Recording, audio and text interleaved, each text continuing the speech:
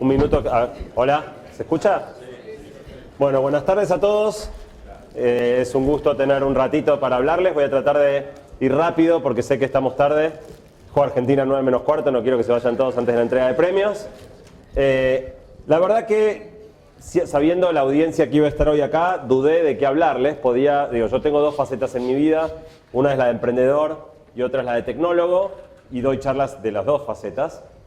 Como emprendedor hablo de emprendimiento y lo he hecho muchas veces en naves antes y tenía miedo de que buena proporción de ustedes ya me hubiera escuchado, y además las cosas que digo probablemente son las mismas que se vienen trabajando para todos los que son participantes hace muchos meses, y para todos los que son jueces son seguramente los criterios que usaron para juzgar, con lo cual probablemente no podía decirles nada demasiado nuevo. Del lado tecnólogo asumí que había probabilidad de que unos cuantos me hubieran escuchado dando la charla que más doy, que es el futuro del futuro, y entonces decidí hacer una tercera cosa que tiene que ver con mi lado tecnólogo, pero no con lo que probablemente más hayan escuchado de mí, que es una charla que hice algunas veces, pero no tantas, y tiene que ver con el futuro del mundo del trabajo, y me pareció que era especialmente interesante para este espacio porque el emprendimiento está íntimamente ligado con la generación de trabajo y con el rol del trabajo en nuestra vida. Los emprendedores somos una raza bastante particular que ubica el trabajo en un lugar bastante especial en la manera en la que construimos nuestra realidad. El punto de partida de esta charla igual es el mismo punto de partida que tiene mi charla del futuro habitual, que es que vivimos en un mundo que cambia de manera cada vez más acelerada, que muchos tenemos cotidianamente la sensación de estar viviendo nuestra vida en cámara rápida, pero que a pesar de experimentar cotidianamente este vértigo, cuando nos piden que imaginemos el futuro, nos cuesta muchísimo imaginar un mundo demasiado diferente del actual. En general, solemos pensar el futuro casi como una continuación lineal del presente, pero el ritmo de cambio sigue acelerándose y esto afecta a muchísimos órdenes de nuestra vida. Y en particular lo que quiero hacer en este ratito es enfocarme en el impacto que la aceleración del cambio tecnológico está teniendo en el mundo del trabajo, en el mundo de las empresas y en el rol que el trabajo juega en la vida de cada uno de nosotros. Quiero empezar compartiendo una buena noticia, que es que en un informe presentado por el Banco Mundial este año, la Argentina lidera el mundo en porcentaje de trabajos que van a ser sustituidos por robots y software en los próximos 30 años. Al fin somos líderes en algo. Al fin somos líderes en algo. De acuerdo a este informe del Banco Mundial, 2/3 de los trabajos que existen actualmente van a dejar de existir en los próximos 30 años. Argentina, igual, más allá de la anécdota de liderar el ranking, no está sola en este proceso. Es un proceso que ocurre en diferente magnitud absolutamente en todas partes del mundo. La cantidad de empleos perdidos en los próximos años, según el país, oscila entre el 45 y el 70%. Levante la mano quién de ustedes sabe qué es Foxconn. Ok, es un grupo raro más o menos 10 a 20%. La mayoría de las veces cuando pregunto esto, nadie sabe qué es Foxconn. Foxconn es la empresa fabricante de productos electrónicos más grande del mundo. Hace algunos productitos como el iPhone, el iPad, la Wii, la Play, la mayoría de los modelos de Samsung. Foxconn tiene 1.2 millones de empleados. Es el tercer empleador privado más grande del mundo, y después de Walmart y McDonald's. Y hace unos años anunció que está comprando 1 millón de robots para reemplazar trabajo humano y que pronto va a dejar de contratar personas. No está sola en este proceso, otros fabricantes de productos electrónicos empiezan ya a concebir fábricas en las que directamente no trabaje gente. Pero este no es un proceso nuevo. Si yo les pregunto a ustedes cuántos computadores ven en esa foto, tal vez alguno no sea capaz de ver ninguno. Y en realidad la respuesta correcta a cuántos computadores hay en esa foto la respuesta es todos. Porque antes de que computaran las máquinas, computábamos las personas. Había un trabajo que era ser computador. Estos señores eran computadores, porque computaban. Lo mismo sucede con un conmutador telefónico. Un conmutador telefónico hoy en día es una máquina. Antes ese trabajo se llamaba conmutador telefónico porque eso es lo que hacían, conmutar llamadas. De nuevo, este proceso no es nuevo. Quizá el punto más crítico en este proceso de reemplazo del trabajo humano por máquinas se haya dado a fines del siglo XIX, porque hasta ese momento 80% de la población mundial, 4 de cada 5 habitantes del mundo trabajaba labrando la tierra. No porque nos encantara, sino porque la productividad era tan baja que si no tenías 4 de cada 5 produciendo comida, no había suficiente para que coman los 5. Solo 1 de cada 5 habitantes podía dedicarse a otra cosa desentendiéndose de producir comida. Hoy 2% de la población mundial trabaja produciendo alimentos y come el 98% restante por mejoras de maquinaria, fertilizantes, mejoras genéticas de las semillas y montones de otras cosas que permitieron que la gente deje de trabajar en el campo y se mude a la ciudad. Y la gente se mudó a la ciudad y fue a la fábrica. Y en estos trabajos dejamos de usar las piernas, metafóricamente, la parte más física, más muscular de nosotros, para pasar a usar las manos. Trabajos de ensamblaje, rutinarios, aburridos, repetitivos, pero bueno, es mejor usar las manos, la dexteridad, que apenas el músculo. Pero las máquinas bastante rápido se hicieron mejores que nosotros, también en las tareas de ensamblaje. Hoy, menos del 20% de la población mundial trabaja en manufactura, volvimos a migrar todos, ¿a dónde? A la oficina. Dejamos de usar las piernas, dejamos de usar las manos, pasamos a usar la cabeza. Trabajos donde, en vez de ser intensivos en nuestra fuerza o nuestra dexteridad, son intensivos en nuestra inteligencia, en nuestra capacidad de interactuar con otros, de hacer tareas.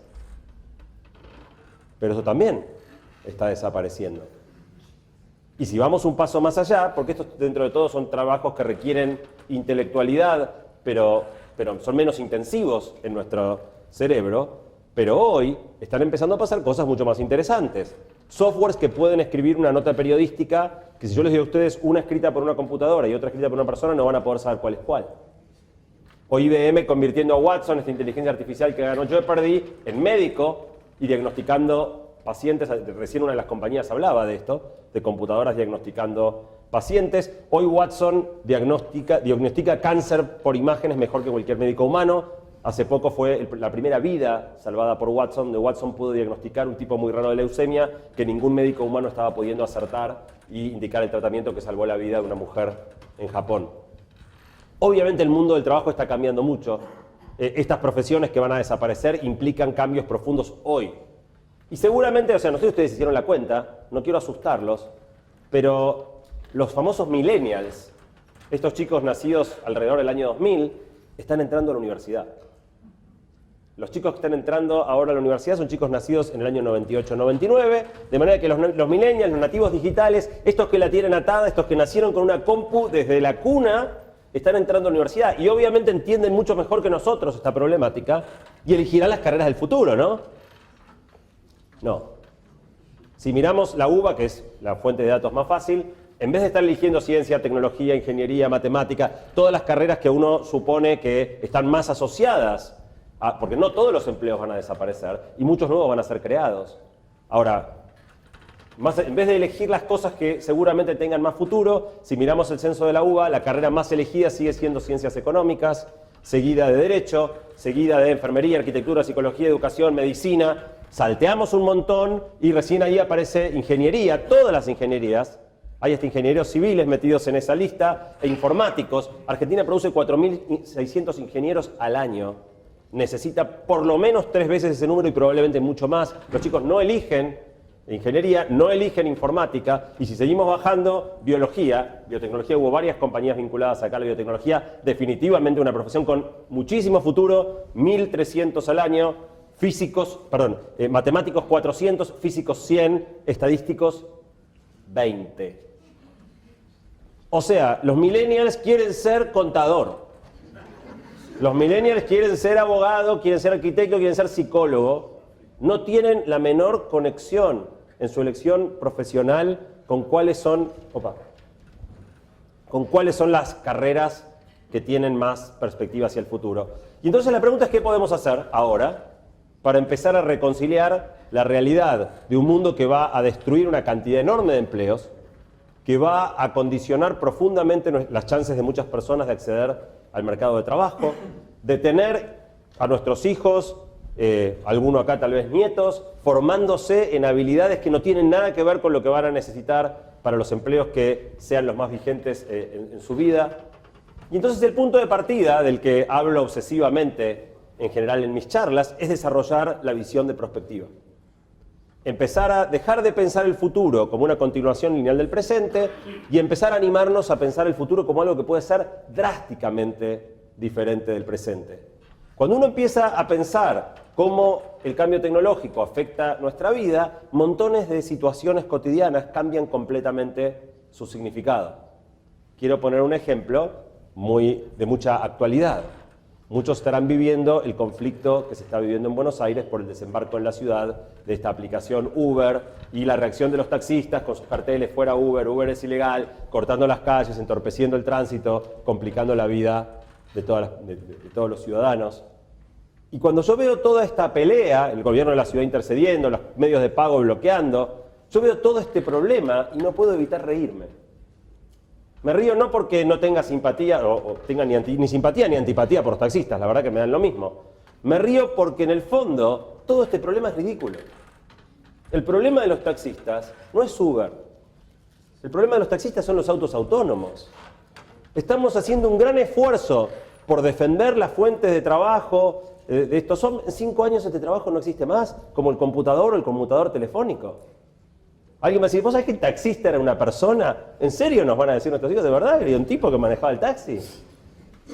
Y si alguno está pensando que esto es ciencia ficción, esto es Silicon Valley, Mountain View, el camino real, no. Las primeras pruebas con taxis autónomos se están haciendo en calles de ciudades reales en este preciso instante. Mientras hablamos ahora, hay 10 taxis autónomos circulando en Pittsburgh. Y si están pensando, bueno, está bien, pero hasta que esto llegue a la Argentina, año verde, no, tampoco. Hasta que todos nosotros cambiemos nuestro auto, probablemente pasen 20 o 30 años. Lo usamos poco, está todo el día estacionado. ¿Para qué vas a pagar más guita por un auto? Que tampoco manejar te molesta tanto. Autos de conducción profesional es una cuenta de rentabilidad. De la misma manera que todos los taxis son a gas, hasta ahora que el gas era más barato, ahora por ahí cambian los incentivos y van a ver cómo vuelve a cambiar. Esas decisiones se toman muy rápido. Cuando estén en oferta los autos autónomos, el que tiene flota de taxis se hará la cuenta. ¿Cuánto me cuesta el pibe? ¿Cuánto me cuesta extra el auto autónomo? Se repara en 36 meses, buenas noches. En un ciclo de recambio tenés todos los taxis autónomos y esto no solo afecta a los taxis, también afecta a los camioneros, colectiveros, conductores de ómnibus de larga distancia. Es imprescindible entender, porque todos leemos sobre los autos autónomos, salen todos los días en los diarios. Y sin embargo, ni los privados, ni el gobierno, ni los ciudadanos medios y une, si está pasando esto, entonces en 5 años va a pasar esto, y no tiene sentido esta discusión que estamos teniendo hoy. La segunda cosa para pensar es si no debiéramos trabajar menos. Antes se hablaba de quién quiere más tiempo para la familia. La mayoría de los artículos sobre desempleo tecnológico tienen títulos como este. 50% de la gente se podría quedar sin trabajo por culpa de los robots. Y en realidad lo que esto está diciendo, en otras palabras, es que podríamos producir lo mismo, tener la misma riqueza que tenemos hoy con 50% del trabajo humano. O sea, otra manera de frasear esto es, no 50% de la gente se va a quedar sin laburo, es podríamos trabajar la mitad del tiempo que estamos trabajando y consumir lo mismo. O sea, podemos presentar esto como la mayor pesadilla de la historia de la humanidad, 50% de hordas salvajes queriendo quemar todo porque no tiene acceso a bienes, ni a trabajo, ni a dignidad. O podemos decir, muchachos, o sea, imagínense, para hacer un ejemplo extremo, que yo puedo chasquear los dedos y todo lo que se va a producir mañana en la Argentina se produce con máquinas y robots sin que ninguno de nosotros tenga que ir a laburar. Al final del día podríamos cobrar todos nuestro sueldo, los empresarios tener su rentabilidad, el Estado cobrar su... Todo podría ser igual desde el punto de vista económico, porque los bienes estarían sin que nadie haya trabajado. En el fondo, esto nos obliga a pensar si este modelo mental, que es quizá la guía básica de toda política económica, que es la búsqueda del pleno empleo, no debiera cambiar por la búsqueda del pleno desempleo. Si en el fondo lo que queremos es alimentar este proceso para que en definitiva podamos producir más y más riqueza con menos obligación de los humanos de ser parte de la producción de esa riqueza. Esta discusión, que puede sonar descabellada, está empezando a tenerse en el Reino Unido, en Estados Unidos, no solo en Francia, porque ya sabemos que los franceses son vagos y no quieren laburar, pero los ingleses están hablando de esto, los yanquis están hablando de eso. Eso ya es más serio. Si fueran solo los franceses no le daríamos bola. En definitiva, les decía, tenemos la oportunidad de empezar a trabajar menos o a pensar si este balance que hemos construido, donde el trabajo se queda absolutamente con casi todas nuestras horas diurnas es el balance que queremos y cómo hacemos para construir un mundo donde el trabajo ocupe una proporción diferente de nuestro tiempo.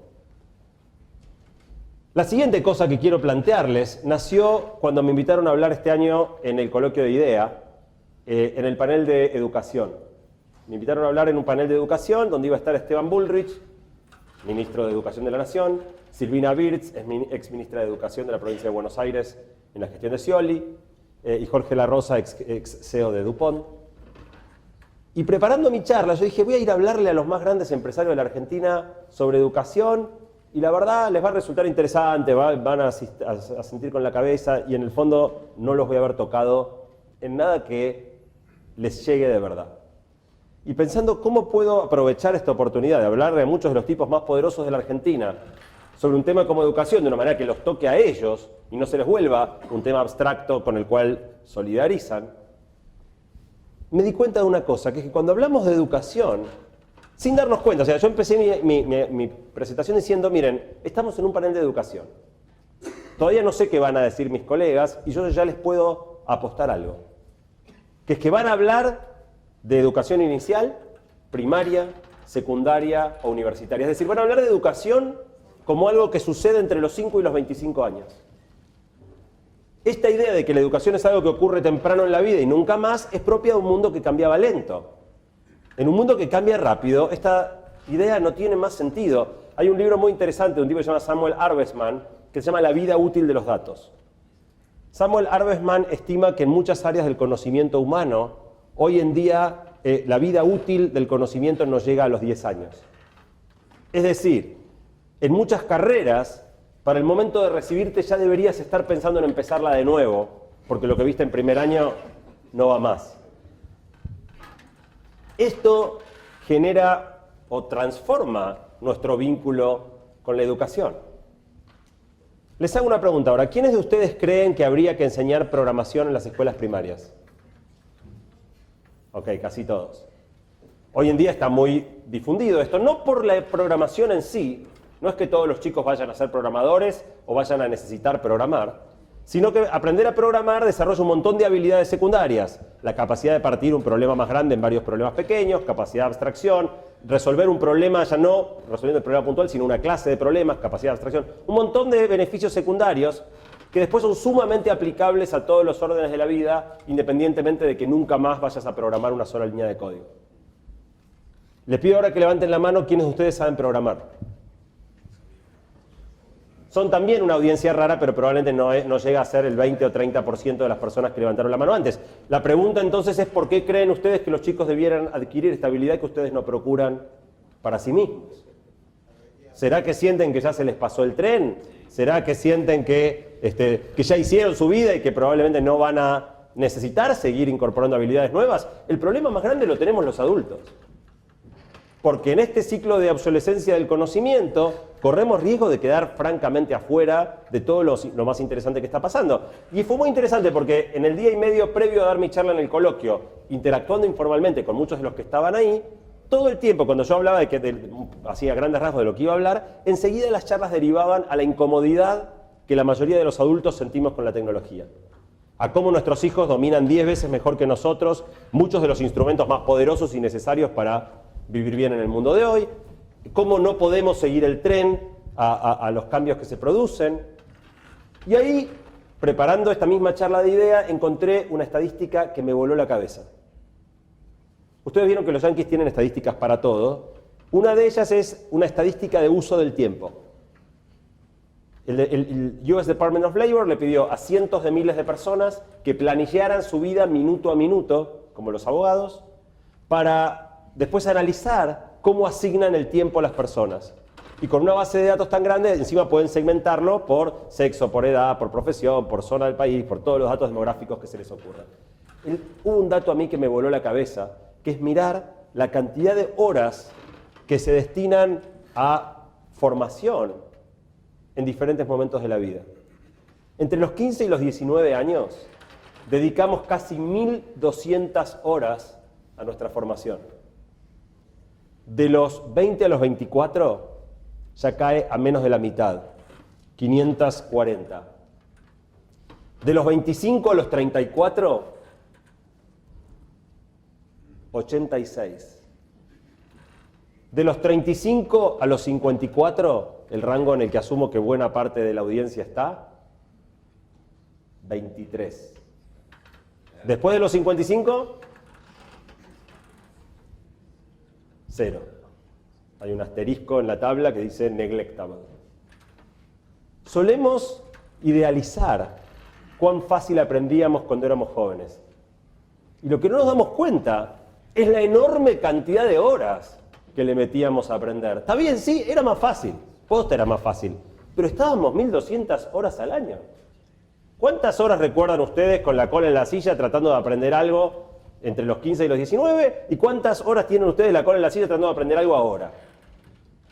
Curiosamente, además, siendo que era más fácil antes, si antes era más fácil, ahora que nos cuesta más, ¿no tendríamos que dedicar más horas en vez de menos si queremos seguir aprendiendo? Quiero compartir ahora con ustedes una pequeña anécdota. En abril de este año me invitaron a dar una charla en Harvard, en la escuela de gobierno, en la Kennedy. Y a mí me hubiera encantado estudiar en un lugar así, la verdad que por cómo se dio mi vida, me gradué, empecé OfficeNet y nos fue muy bien con Andy, y la verdad que nunca después dio para que me las pique y me vaya un tiempo largo a estudiar a otro lado. Y estudiar en Harvard, en MIT o en Stanford o en alguno de estos lugares quedó como una de esas cuentas que vos decís, si hubiera 2 vidas, la próxima no vuelvo a dejar pasar. Siempre me quedó como la cosita de esa vida que quise vivir y no tuve. Y entonces empecé mi charla diciendo esto, diciendo la verdad, siento un gran orgullo, es un gran honor para mí estar acá, porque yo hubiera querido poder estudiar en este lugar. Cuando termino mi charla se me acerca un chico argentino y me dice, ¿y por qué no estudias en Harvard? Yo ensayé las excusas de rigor, bueno, estoy casado, tengo 3 pibes, mi laburo. Me dice, no, pero online. Ah, es verdad. Y esa noche salí a cenar con un amigo que es médico y trabaja en Harvard, en el hospital de Harvard y en el Massachusetts General Hospital. Y me contó que la manera en la que se ejerce la medicina en Harvard es que él atiende pacientes 2 semanas y dedica 1 a investigación y formación. Atiende otras 2 y destina otra a educación y formación. Y me cayó la ficha. Dije, claro, eso es lo que hay que hacer. Y volví de ese viaje y a partir de ese momento yo los viernes a la mañana estudio en Harvard. Me anoté a estudiar la introducción de Computer Science, o sea, programación, y los viernes a la mañana estudio en Harvard. Les voy a hacer una confesión, es difícil. He perdido muchísimo, no es que sea difícil el curso está pensado para nivel bien introductorio, es difícil volver a poner la cabeza en modo aprendizaje. Es difícil mantener la concentración. Es difícil pelear contra las otras actividades de mi vida que quieren masacrar ese espacio que abrí yo en mi agenda los viernes a la mañana. Es difícil que los demás vean esto como prioritario y no digan, dale, dejate de jorobar, vení a hacer lo que es importante y pisotea este tiempo. Pero a la vez, les cuento, es de los momentos más lindos de mi semana. Y me pasa, como no me pasaba hace mucho, entrar en flow. ¿Vieron eso de cuando perdés un poco noción del tiempo y te metés de cabeza en algo? De una manera que en el laburo ya no me pasa nunca. Será por el exceso de estimulación, por las interrupciones permanentes, no me pasa nunca. Y entonces traté de ir de esto a una regla más general, que es que con esto de que vemos la educación como algo que ocurre entre los 5 y los 25 años, construimos un modelo donde dedicamos el 100% del tiempo a estudiar durante 20% de la vida, entre los 5 y los 25 años, y después nada. De nuevo, coherente para un mundo que cambiaba lento, donde podías adquirir habilidades durante ese periodo y después dedicar el resto de tu vida enriqueciéndolo un poco con experiencia, uno sigue aprendiendo un poco, pero básicamente nunca más volviendo a estudiar prácticamente nada. En vez de dedicar 100% del tiempo durante 20% de la vida, yo creo que hay que dedicar 20% del tiempo 100% de la vida. O sea, lograr armar una vida que contemple que un día por semana todos tenemos que estudiar. Nadie puede aspirar a mantenerse conectado, vigente en el mundo que cambia rápido si no destina una parte importante de su tiempo a actualización. Y esto, en definitiva, es un problema que cruza todas las disciplinas. Pero es especialmente cierto en las empresas. Y para todos los que sean emprendedores y estén pensando crear empleos, yo creo que las empresas son las primeras que tienen que tomar esta posta. Creo que las empresas tienen que básicamente darle un día por semana a las personas para que se entrenen. No esta cosa así, recursos humanos, una vez por año se lleva a las personas 2 días a hacer un off-site y hacemos jueguitos de integración. No, de verdad.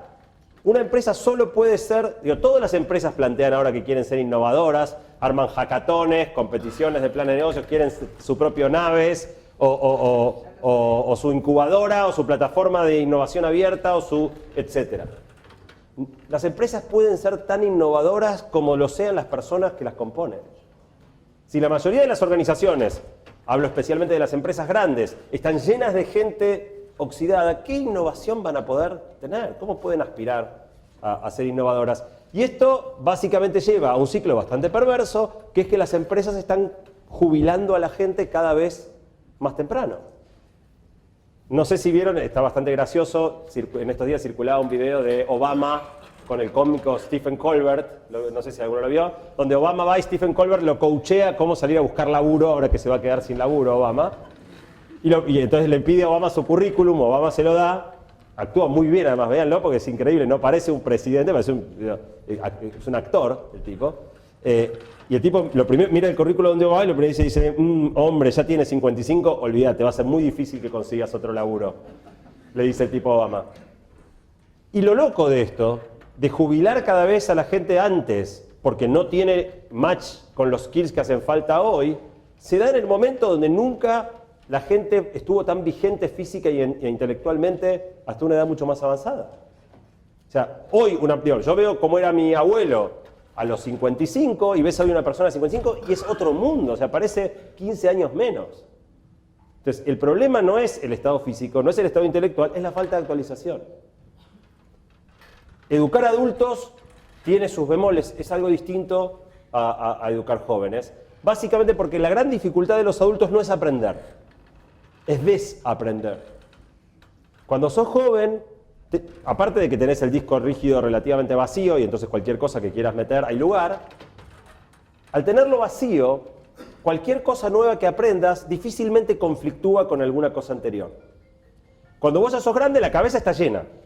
Y meter cualquier idea nueva casi seguro choca con alguna certeza adquirida antes. Y lo que nos cuesta a los adultos no es meter lo nuevo, es soltar lo viejo. Tenemos sesgos cognitivos fuertísimos que hacen que siempre encuentres la manera de que toda información nueva que recibas la transformes para que se adapte a tus concepciones anteriores. Entonces, lo difícil con los adultos es lograr que soltemos. Es lograr que abandonemos certezas que nos acompañaron hasta acá, que nos fueron útiles, recetas que funcionaron una y otra vez, porque si hay alguna clave de este siglo es que la receta que te hizo exitoso en el siglo XX es la misma que te va a condenar al fracaso en el siglo XXI si no sos capaz de encontrar el momento correcto para cambiarla. Decía que aprender siendo adultos es difícil, parafraseando a Kennedy cuando dio su famoso discurso de ir a la luna. La razón para hacer esto no es porque sea fácil, es precisamente porque es difícil. Es precisamente porque nos cuesta que tenemos que destinar una parte importante de nuestra cabeza a seguir vigentes, a seguir trabajando, a seguir incorporando cosas nuevas. Hoy hay una oferta espectacular de cosas online. Y no tiene por qué ser Harvard, MIT o Stanford. O sea, parte de lo lindo es que yo, que siempre soñé estudiar en Harvard, puedo hacerlo los viernes a la mañana y que incluso cuando me ponga más canchero, en algún momento puedo llegar a decir que yo los viernes a la mañana estudio en Harvard y los viernes a la tarde estudio en Stanford. O en la Sorbonne, o en Oxford, o en el IAE. En cualquier lado, no importa. Justamente la magia es que ya no importa dónde estén las cosas. Tenemos la oportunidad de hacer eso. Y entonces yo cerré mi charla de idea proponiendo un desafío. Le propuse a los empresarios que estaban ahí que hagan un experimento, porque yo soy Lean. No les voy a decir apuesten su compañía a la idea de un lunático como yo. No, hagan un Lean Startups. Hagamos un experimento. Elijan un grupito de gente de su organización y denle a esa gente 20% del tiempo curado. No es viva la pepa, no es ahora los viernes, listo, me pongo a leer La Nación y ya está. No, la empresa tiene que ver para cada puesto qué oferta de cosas online califican como habilidades que son interesantes para ese puesto, incluso eventualmente para cada persona, cuáles son sus áreas de desarrollo. Estos son todos los cursos que la empresa aprueba que vos tomes. Una vez que los empezás, los cursos tienen requisitos académicos, tienen exámenes, tienen tiempos de completitud.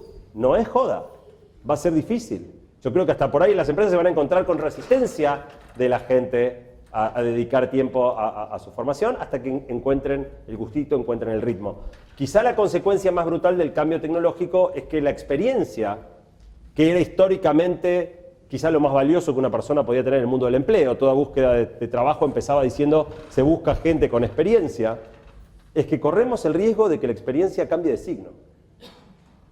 Si la competencia laboral del futuro es entre un inexperto flexible y un experto rígido, yo creo que va a ganar el inexperto flexible por goleada.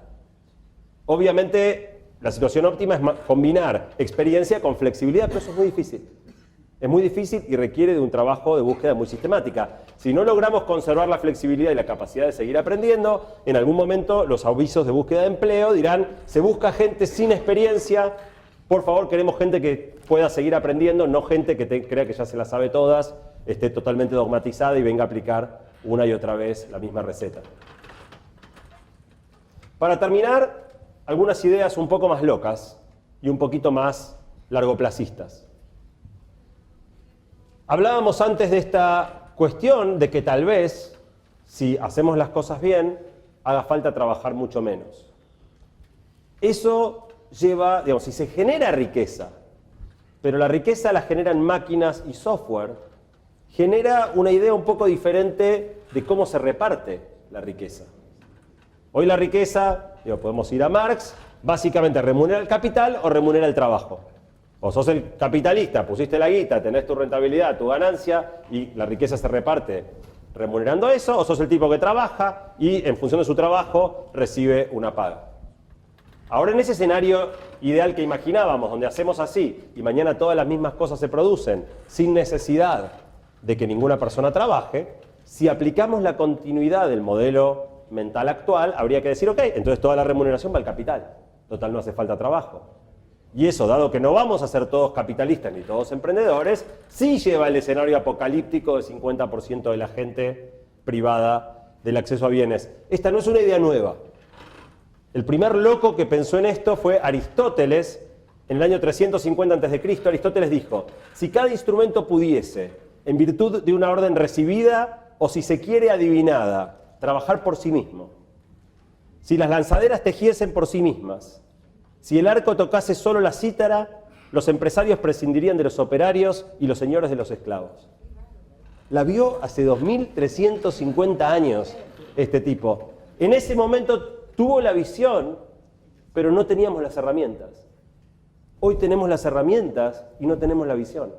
No estamos tratando de lograr esto. Bueno, hay gente que está empezando a discutir esto. Y la idea, tal vez la hayan visto porque hubo bastante presencia de este tema en la prensa últimamente, es la discusión respecto de si hay que desacoplar el ingreso del trabajo. Esta idea de que el sueldo es un correlato directo de tu trabajo, probablemente sea una idea que funcionó espectacular hasta acá y sea una de esas ideas que tal vez nos condene como humanidad en los años que vienen. Hay lugares discutiendo si no habría en definitiva que crear, a mí más que ingreso universal me gusta la idea de dividendo ciudadano.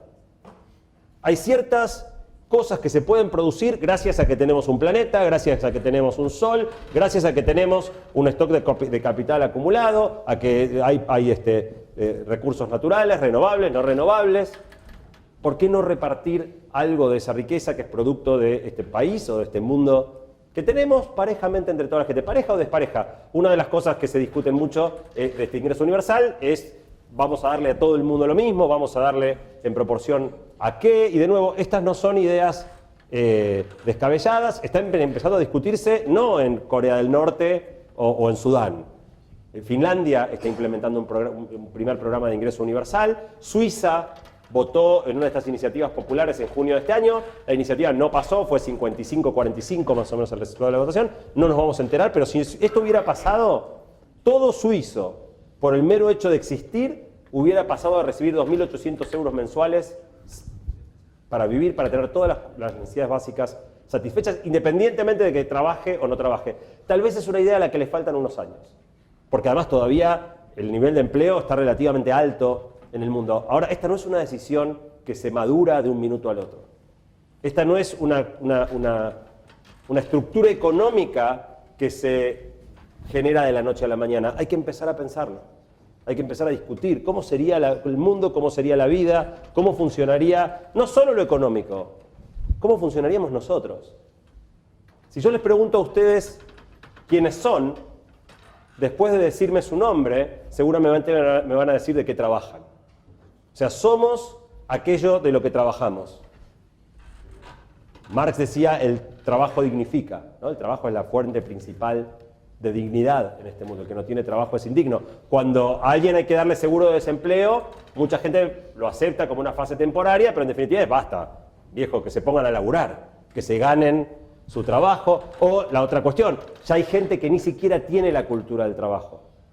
Chicos que crecieron sin nunca ver a sus padres trabajar, viviendo de subsidios y que ya ni saben que tienen que trabajar. Y yo, que a mí me gusta ser provocador y mirar las cosas de otro lado, digo, ¡qué espectacular! Hay que hablar con ellos, hay que entender cómo se siente la vida cuando ya no vivís con este estigma que nos han metido en la cabeza de que hay que romperse la espalda laburando porque si no, no sos digno y porque si no, no tenés derecho a nada. Obviamente, estoy siendo provocador, estoy forzando las cosas, pero de verdad creo que va a ser difícil librarnos de este imperativo. Yo soy nieto de inmigrantes que llegaron a la Argentina sin un mango. Mi abuelo se dedicó al comercio, la única cosa que podía hacer porque no tenía ni idioma. Y abrió un negocio y le fue más o menos bien y decidió que sus hijos iban a ir a la universidad porque no quería que tuvieran una vida como la de él, y con todo ese imperativo mi papá y mi mamá fueron primera generación de universitarios en su familia y ellos reprodujeron eso conmigo, mejor colegio secundario, medalla de oro en la universidad, rompete el alma, y yo compré como un caballo y ahí estoy y sigo y veo a mis hijos y tienen un chip un poquito diferente. Toda esta cosa de los millennials de no tienen compromiso, a la primera de cambio se las pican y se van a pasear por el mundo, tal vez están entendiendo algo que nosotros no entendemos. Tal vez están empezando a conectar un poquito diferente con qué es lo importante en la vida y qué lugar hay que darle a cada cosa. En mi columna de La Nación hace un tiempo escribía, si tenés la suerte de tener un hijo adolescente en casa, pedile que te enseñe. Hablá con él, escuchalo, porque seguramente entiende un montón de cosas del mundo que vos no entendés. El vínculo padre-hijo sigue teniendo una impronta muy grande o de bajada de línea o de unilateralidad de la enseñanza. Hoy los chicos tienen muchas cosas para enseñarnos si tenemos la capacidad de escucharlos. En definitiva, no es solo cómo repartimos el dinero, es cómo repartimos la dignidad. Porque aun cuando hagamos un ingreso universal, si la cultura respecto del ingreso universal va a ser esta misma que hoy respecto de los subsidios, que es vago, está bien, yo te voy a mantener, pero cuando puedas dejate de jorobar y producir algo, digo, si vamos a privar a la gente de dignidad que la dignidad solo provenga del trabajo, vamos a tener bastantes problemas. Para terminar, y si quedan unos minutos estaría bueno poder abrir a preguntas, aunque sea 10 minutos, y recupero 10 de la agenda. En definitiva, esta es una definición bastante diferente de la estructura de una sociedad. Y para pensar esto hay un ensayo muy muy lindo que escribió en 1930 el economista John Maynard Keynes. John Maynard Keynes, 1930, año famoso si lo hay por la crisis del 30. En plena crisis del 30, el mundo cayéndose a pedazos, un quilombo fenomenal, Keynes escribe este ensayo que se llama Perspectivas económicas para nuestros nietos, donde Keynes se pregunta cómo sería el mundo 100 años después, en 2030. Cuando Keynes hablaba de sus nietos, básicamente estaba hablando de nosotros, faltan 15 años para eso. Y Keynes se imagina ese mundo, y es no el primero, porque ya lo había dicho Aristóteles, pero por lo menos vuelve con esta idea de que él creía que para 2030 iba a haberse solucionado el problema económico. Ustedes saben que la raíz de la economía el problema económico es la escasez. El problema económico es la asignación de recursos escasos. Keynes dice, no, eso ya no va a ser un problema. Va a haber abundancia, va a alcanzar todo para todos. De manera que, y lo plantea por esto, porque las máquinas y los robots, y en definitiva no va a hacer falta tanto trabajo humano, y los robots van a hacer todas las cosas que necesitemos sin necesidad de que nosotros tengamos, y va a haber bienes suficientes para todos. Yo creo que esa predicción de Keynes va en camino a cumplirse. Pero después Keynes hace dos predicciones más. La segunda predicción que hace es que él creía que en un mundo donde hubiera abundancia, no iba a haber necesidades básicas insatisfechas, que todo el mundo iba a tener suficiente para vivir relativamente bien. Y en esa vamos mal. Porque hoy en día, para mí una de las estadísticas más espeluznantes, vieron que a veces se habla de si comparamos el 10% más rico con el 10% más pobre, o el 1% más rico con el 20% más pobre. La estadística más impactante que hay para mí para describir el mundo en el que vivimos es que 80 personas entran en un pedacito de esta sala. Las 80 personas más ricas del mundo tienen la misma riqueza que la mitad más pobre del mundo, 3.500 millones de personas. Básicamente, la segunda de Keynes ya llegó, es decir, hay bienes para todos, pero no tenemos para nada la visión de que todo el mundo tenga que tener las necesidades básicas insatisfechas. Otra estadística que me parece interesante es que el año pasado, por primera vez hay en el mundo, más obesos que desnutridos. Digo, no falta comida, está mal asignada. Y la tercera predicción de Keynes es quizá la más sutil, que es que Keynes opinaba, lamento no tener la cita, no la traje para leérselas porque es muy lindo como lo dice, pero básicamente Keynes opinaba que en un mundo como ese, el lujo se iba a volver algo profundamente vulgar, que iba a ser de tremendo mal gusto, la ostentación, el exceso. Y en esta yo creo que es la que más le pifió. Yo creo que Keynes no se imaginó ni a patadas un mundo donde el eje de la vida fuera el consumo. Y lo loco de esto es que nuestra experiencia cotidiana, a pesar de nuestra experiencia cotidiana, a pesar de lo que la ciencia dice, está lleno de papers que muestran que superado cierto umbral mínimo de guita, todo lo que viene arriba tiene correlato cero con la felicidad. Cero. Cuando estás con, no tenés techo, no tenés para darle a tus hijos morfar, conseguís eso y el boom de felicidad es enorme. Ahora, alcanzado cierto nivel, el tipo que tiene el doble que vos o la mitad que vos es exactamente igual de feliz que vos, o cada uno tiene su nivel de felicidad, pero no depende de lo que... No hay correlación entre cuán feliz se define una persona y cuánto tiene superado cierto umbral. Pero no importa lo que diga la ciencia. Lo que importa es lo que nos dice nuestra vivencia cotidiana. Todos tuvimos un momento donde pensamos que cambiar el auto era lo que finalmente nos iba a hacer sentir posta, ¿no? Íbamos con nuestro Fiat Espacio y veías al guacho de al lado que tenía el Vento y decías, ¡ah! El día que yo pueda tener ese auto. Y lo que vos pensabas, lo que todos pensamos, la falacia en la que todos caemos, es creer que el que está manejando el Vento está sintiendo en ese momento lo que nosotros sentiríamos si ahora estuviéramos manejando el Vento. El tipo lo sintió las primeras 2 o 3 semanas. Después está manejando el Vento, escuchando la radio y pensando en sus quilombos igual que vos en tu espacio. Y probablemente al del Vento al lado se le pone un Mercedes y el tipo lo mira y dice, qué guacho si yo tuviera ese Mercedes, qué bien que la pasé. Y a pesar de que una y otra vez la realidad nos desmiente esto, y nos muestra que sí, 2 o 3 semanas, pero el efecto de felicidad que produce el consumo es ridículamente efímero, seguimos todos embarcados en una carrera atrás de una meta que no tiene nada que ver con la felicidad genuina. De manera que me parece que una linda propuesta para esta charla, para pensar el futuro del trabajo, el futuro de los trabajos que nosotros generemos como emprendedores, del futuro, del lugar que le demos al trabajo nosotros en nuestra vida, de los modelos que le propongamos a nuestros hijos al elegir qué estudiar, al elegir qué carrera hacer, al elegir a qué dedicarse, incorpore algo de hacer cumplir las 3 metas de Keynes. Lograr un mundo donde realmente el problema económico haya sido resuelto, haya suficiente cantidad de bienes para todos. Un mundo donde como resultado de eso nadie tenga sus necesidades básicas insatisfechas y si los bienes alcanzan, todo el mundo tenga acceso a los bienes y a la dignidad. Y un mundo donde esta idea consumista de que bienes materiales igual felicidad, de alguna manera quede desenmascarada como la falacia que es. Gracias.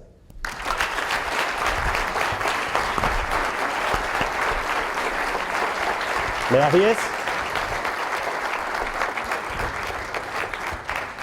Tenemos unos minutitos para charlar de lo que quieran. Pueden ir a emprendimiento, otras cosas de las cosas que hago o todo lo específico de la charla. Sí. ¿De dónde sacamos una para lograr el impuesto universal? Por ejemplo, como planteaban en la charla ustedes, el impuesto a la tecnología, ¿cómo lo vemos? Mira, en definitiva, de nuevo, la riqueza está. Entonces la pregunta es, ¿en qué grado de criterio redistributivo queremos tener? ¿Qué es que la presión tributaria sea excesiva o no? En el mundo hay modelos muy diversos. Sin irte al mundo socialista, todos los países nórdicos tienen un nivel de presión impositiva y también un nivel de igualdad muy diferente que otros lugares. En general, cuanto más subdesarrollo, más desigualdad. Entonces, de nuevo, yo no creo que esto sea algo para implementar mañana. Pero si quisiéramos, si hiciera falta implementarlo mañana, no podríamos.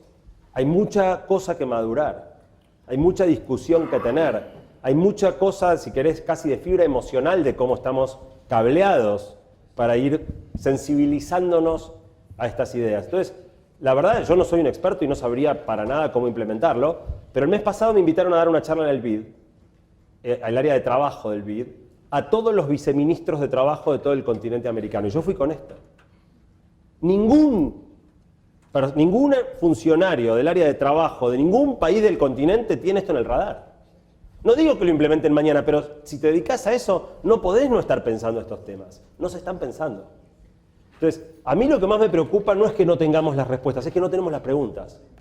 Con que abramos las preguntas correctas, aunque no sepamos la respuesta, para mí dimos un salto cuántico si vamos por la vida con preguntas abiertas y bancándonos la ansiedad de saber que hay cosas que no sabemos cómo diablos hacer, pero tenemos que en algún momento en los próximos años encontrar la respuesta.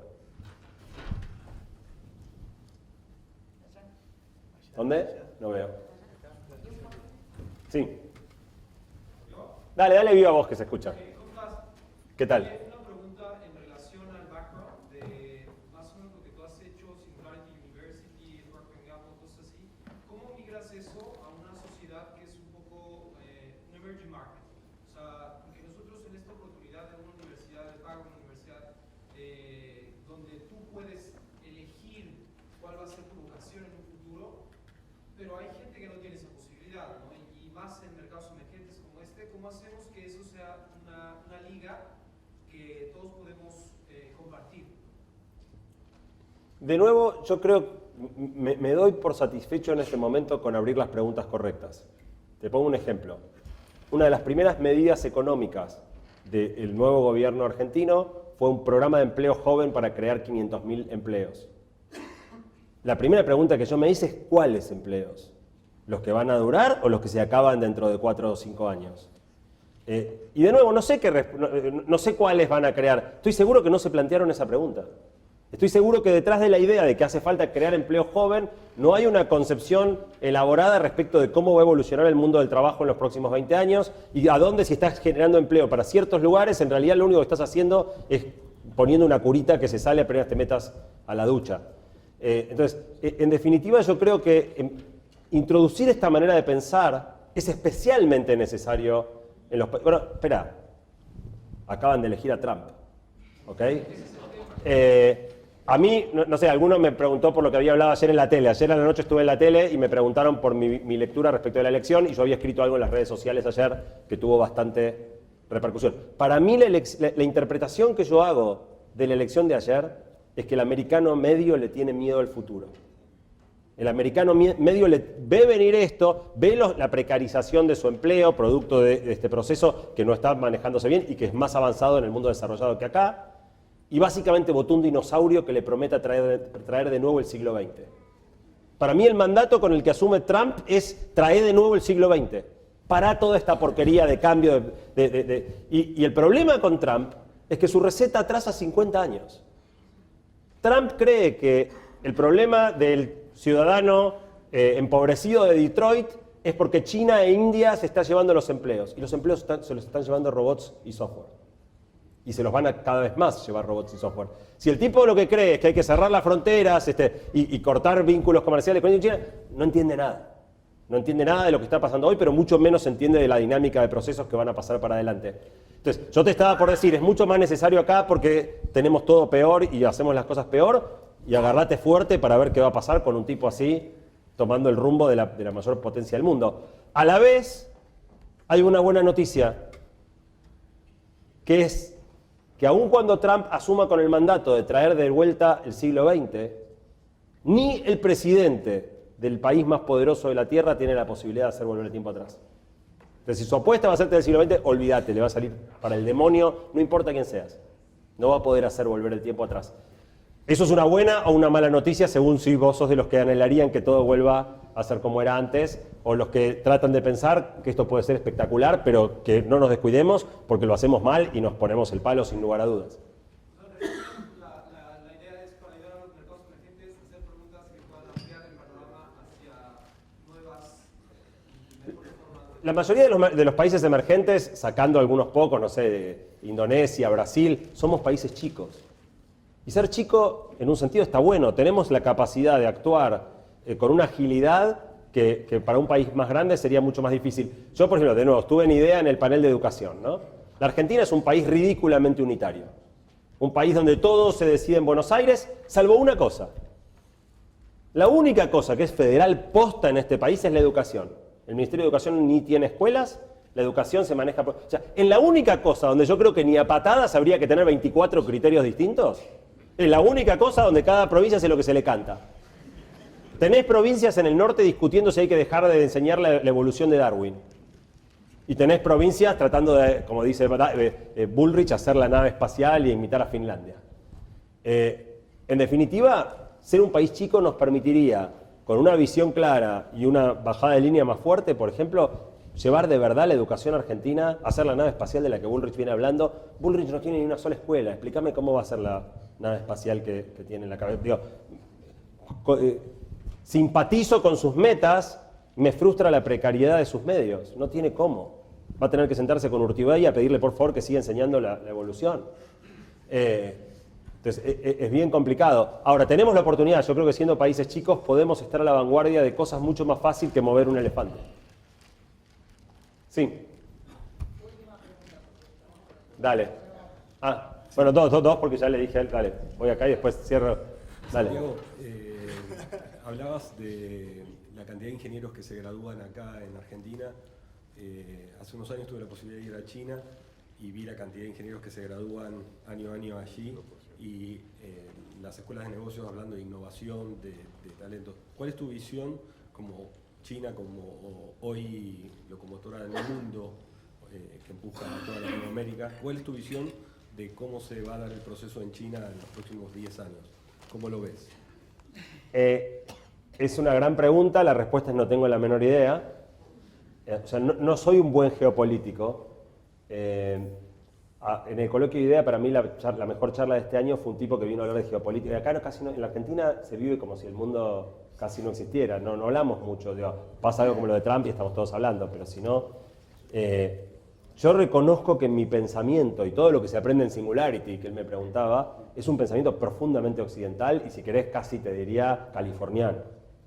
Entonces, ¿dónde se está discutiendo fuerte ingreso universal? En California. Peter Thiel, o sea, el Brain Trust de Silicon Valley está pensando mucho esto y empujando esta agenda. Elon Musk habló esta semana del tema. Ahora, es verdad, o sea, vos cruzame con que en realidad China pase a ser la economía dominante del mundo. O ISIS. O sea, esto es un pensamiento en el fondo que no tiene en cuenta que venga un loco y se inmole abrazado a tus robots. Con lo cual, digo, creo que es una vulnerabilidad de esta línea, que es que no tiene en cuenta que estamos frente a un cambio geopolítico fuerte. De alguna manera yo leo también lo que está pasando en Estados Unidos como un ensimismamiento, como una renuncia. O sea, creo que los norteamericanos disfrutaron mucho tiempo de decirle a todo el mundo lo que tenía que hacer y gobernar el mundo, y creo que se hincharon los quinotos y no quieren saber más nada con nadie, y dijeron, ¿sabes qué? Hagamos un muro, pasémosla bien acá adentro y todos los demás que se jodan. Y Estados Unidos renunciando a este rol que tuvo un cultural, militar, o sea, en casi todas las aristas Estados Unidos bajaba línea, está dejando que pase lo que... Digo, adentro vamos a mantener el American Way of Life si podemos, afuera que se arreglen, no sé qué va a pasar. Mismo, ya te digo, la elección de Trump es fuerte respecto a este tema, porque están renunciando a un rol que a mí me daba mucha tranquilidad. A mí me daba mucha tranquilidad. Cuando Estados Unidos prohibió la investigación con células madre, yo me agarraba a la cabeza porque decía, esto no va a parar la investigación con células madre, la van a hacer en Irán. Y dado que esto es delicado, prefiero que se haga en Estados Unidos, no en Irán. Si Estados Unidos abdica de su rol de organizador del mundo, va a ser una dinámica interesante. Sí, Emi, perdón. Perdón, pero ya me prohibieron... No anda esto, pero anda. Dale. Una personal te hago. Entre el punto de educación y el de abundancia, Vos en el de abundancia contás el ensayo de Keynes y hay uno de la misma época de Russell donde justamente dice esto que no vamos a necesitar laburar para vivir y que básicamente el arte va a ser poder disfrutar del ocio de una manera enriquecedora. Y cuando planteas el tema de educación del 20%, le das una visión bastante utilitarista a ese 20%. O sea, es más, usaste la palabra actualización. Entonces la pregunta es, vos cuando estás estudiando Computer Science en Harvard, ¿es por placer o es por utilidad? Está buenísima la pregunta, gracias por... O sea, me lo salteé. Y que me lo haya salteado, digo, el lapsus, me hago cargo de mi propio mandato y mi propia bajada de línea que me corre a mí dentro de la cabeza. Cuando hablé en IDEA y en ese pedacito, lo que dije es que una de las cosas espectaculares de estudiar siendo adulto es que ya nadie te puede obligar a hacer nada que no quieras hacer. Y que por primera vez podés sentarte frente al mundo de posibilidades y decir, digo, si querés, hasta en el ejemplo de Harvard hay un mandato. Yo me estoy dando el gusto de hacer lo que quería hacer, pero ¿por qué tiene que ser Harvard? ¿Por qué no puede ser? O sea, pongo un ejemplo totalmente de otro orden, pero que vos, dado que somos amigos, conocés. Un día aparece mi hijo haciendo unas cosas increíbles de origami. Origami, nosotros no sé, japonés en la familia, ¿qué haces haciendo eso? Unas cosas, ¿cuándo aprendiste? En YouTube. Y es legítimo, ¿eh? O sea, lo equiparo a Harvard, lo equiparo a Computer Science desde la óptica que vos lo estás planteando. Cuando digo hay recursos infinitos, no es solo Harvard. Y la otra cuestión también es que creo que tiene, digo, esta idea misma de que no va a hacer falta ser tan productivo en el sentido actual de la palabra, abre el juego mucho a hacer cosas distintas. Si querés, para mí el punto de partida igual, ahora hace poco, cuando empezó Tinelli, su programa este año, y yo me di cuenta porque de repente todas mis redes sociales se llenaron de gente hablando de Tinelli, y me dije, bueno, debe haber empezado Tinelli. Y a mí que soy un poquito jodido, puse un post en Facebook, en Twitter, que decía, para mí dice lo que más dice de una persona es qué hace con su ocio. Porque en el laburo todos estamos relativamente, algunos más, otros menos, pero todos tenemos la excusa de, bueno, mirá, qué sé yo, es el laburo que tengo, es lo que puedo, me están yendo bien, me pagan, tengo que pagar la cuota de la ahora, el sábado, el domingo, a las 9 de la noche, en el ocio, ¿qué condicionamiento tenés? Ahí es uno de los espacios de elección con mayor libertad, ahí cuando elegís con libertad es donde mostrás la hilacha. Creo que tenés un punto, gran parte de lo lindo de esto es que además, dado que no va a hacer falta trabajar, muchas cosas que hoy son vistas con cierto desdén, digo, que te salga un hijo que le guste tocar la guitarra es lo peor que le puede pasar a un padre, en un mundo pensado con la cabeza de mi abuelo que quería que mi papá sea médico, o mi papá que quería que yo me gane la medalla de oro. Y si te salía un hijo guitarrista, digo, está lleno de canciones, ¿no? Quiero tocar la guitarra, que parodian lo que deben haber vivido esos músicos cuando sintieron la vocación de ser músicos y todo el mundo seguro, ¿cómo se llama el loco Pila Pila, que empieza, vos que me decías que nunca mis canciones la ibas a querer escuchar nadie, ¿viste dónde estoy? Digo, esa es la revancha de uno cada 1000 guitarristas que pudo vivir de eso.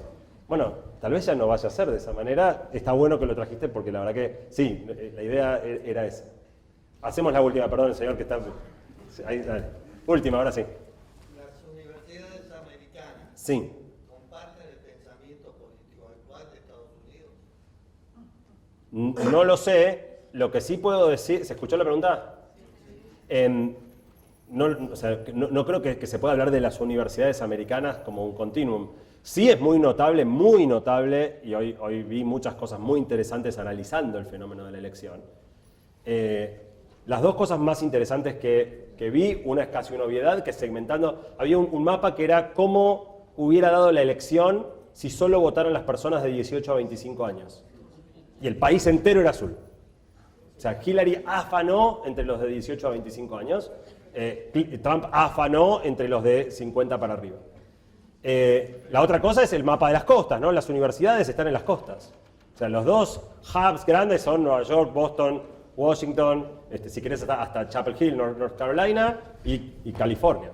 Ahí está el grueso del pensamiento, de la intelectualidad que Estados Unidos tiene, y eso es profundamente demócrata, con lo cual estoy haciendo una inferencia, pero diría que en las universidades, o sea, puedo decir de primera mano por amigos que estaban en Estados Unidos, en los lugares más, en Nueva York, en los lugares más progres, mi amigo me decía que la gente se abrazaban llorando como si se hubiera muerto alguien. que el nivel de pesadumbre y de incredulidad, si yo lo viví así, no me puedo imaginar lo que debe haber sido para mucha gente allá, la incredulidad.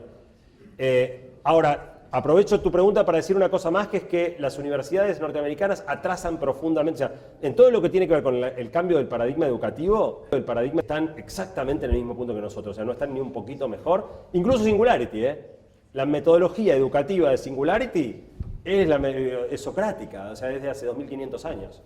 El proceso de reinventar la educación, el que lidera claramente no es Estados Unidos y sus universidades, se está pasando por otro lado. Bueno, muchas gracias.